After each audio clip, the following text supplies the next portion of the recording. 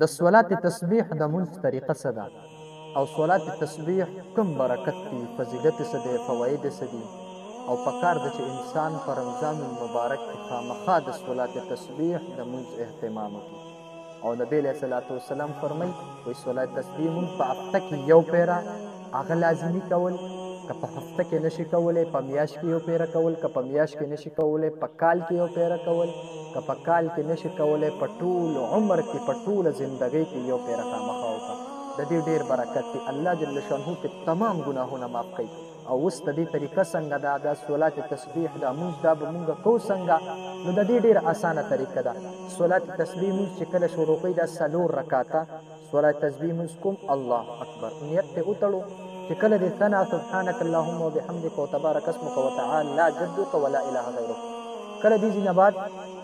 سبحان الله والحمد لله ولا اله الا الله والله اکبر، دا به 15 مرتبه وي 15 پیړۍ.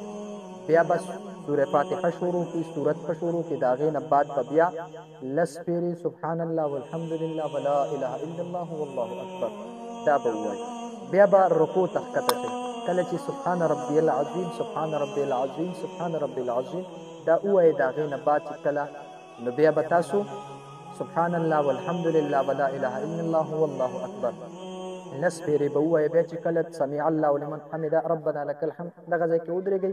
نو په دقه ټایم کې به بیا سبحان الله والحمد لله ولا اله الا الله والله اکبر دا به ووایئ. بیا به سجدې له لاړ شئ، چې کله سجدې سبحان ربي الاعلی شروع کړئ 3 پیرې دا ووایئ، د هغې نه بعد به سبحان الله والحمد لله ولا اله الا الله والله اکبر دا به ووایئ. بیا چې کله راپاسئ او په جلسه باندې کینی، په دغه ټیم کې به بیا سبحان الله والحمد لله ولا اله الا الله والله اکبر دا به ووایئ. بیا به تاسو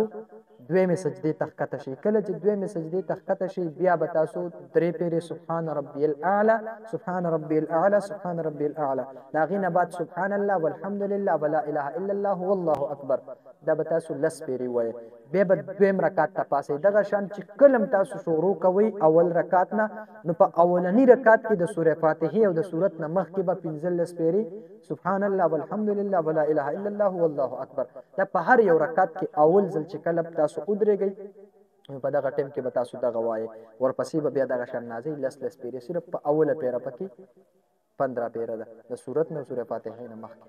دا یو بهترین عمل دی، که نه پوه شوي په دې نمبر هم رابطه کولی شي 0370 058 0484 هم به طریقه ښیم. باقي که ستاسو څه حاجت څه ضرورت وي یا د رشتې مثلا یو بندش وي تاسو په دې رابطه کولی شئ.